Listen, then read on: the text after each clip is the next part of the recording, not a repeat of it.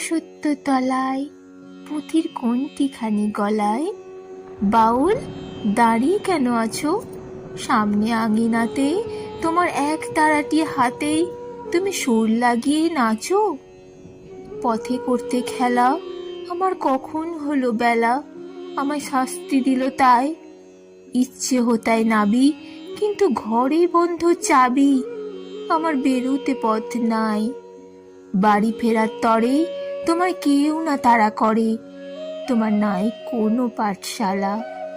সমস্ত দিন কাটে তোমার পথে ঘাটে মাঠে, তোমার ঘরেতে নেই তালা।